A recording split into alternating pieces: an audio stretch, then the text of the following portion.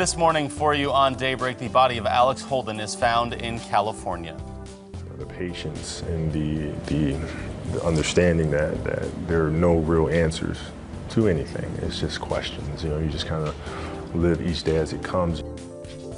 Fans looking for answers today as we all mourn the loss of a basketball legend. Thanks for waking up with us. Welcome into Daybreak. It's Monday, January 27th. I'm Lauren Barnes. And I'm Joe Morano. Of course, a lot to get to regarding those two stories to start off this hour, but we start off by also letting you know to watch out for some fog on your commute this morning, right? Doesn't make it the easiest to roll out of bed on a Monday, but Elisa has you covered with what to watch out for at least. And then even before you get to the fog, I had frost on my windshield. I had to let the defroster do its work for a little bit. I did a little scraping. Had to do a little scrape this morning, A little bit. Yeah. So watch out, everyone. Extra time for multiple things out there this morning. Right. So we've got that fog on the roads.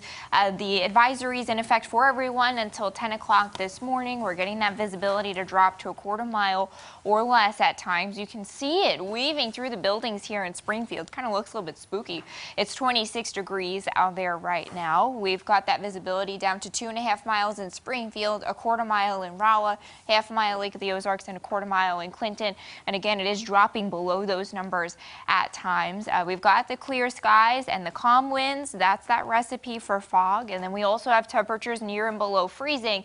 It's 26 degrees in Springfield, 33 in Mountain Grove, and 31 in West Plains. So that gives us the frost on your windshield where you need some time to scrape it off, use a defroster, take care of that before you get on the road. So again, two hazards out there this morning, extra time to clean off the windshield, and then dense fog. Keep the headlights on even after the sun comes up because it will still be hard to see. 52 degrees by dismissal, mostly sunny and a nice day. We've got to track more rain and more snow. Details on that in 10 minutes.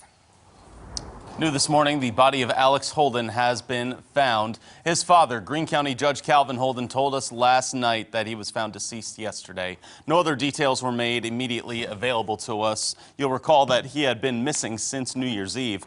Witnesses say he left his apartment late at night and had been missing ever since. We'll bring you more details, though, on this story as they become available to us.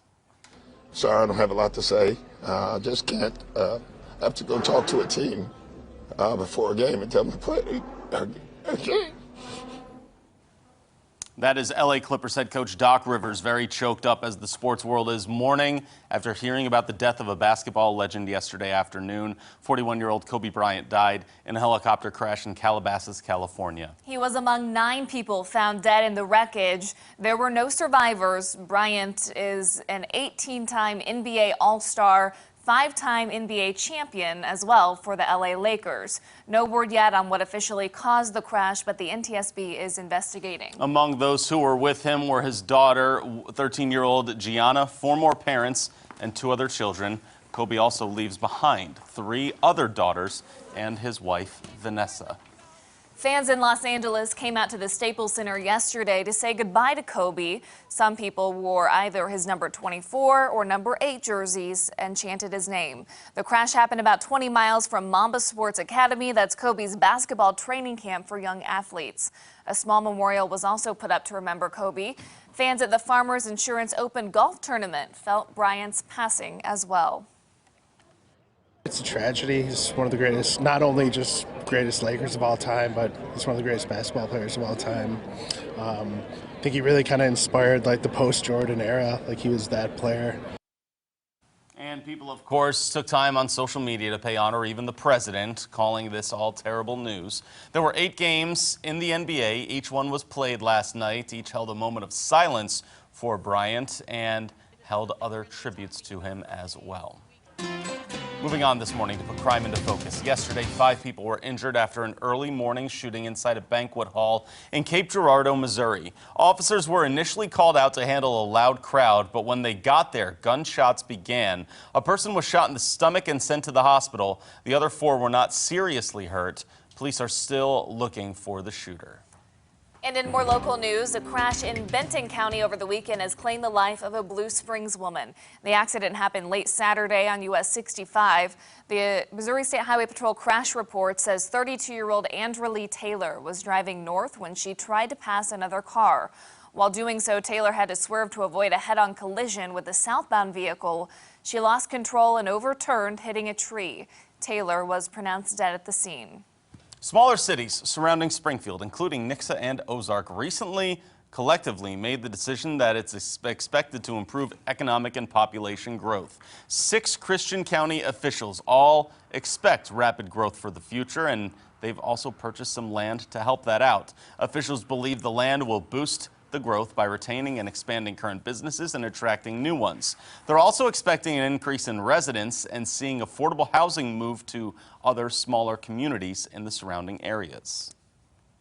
With that prime property sitting there, we could have somebody move in and put something in that's not going to spur economic development.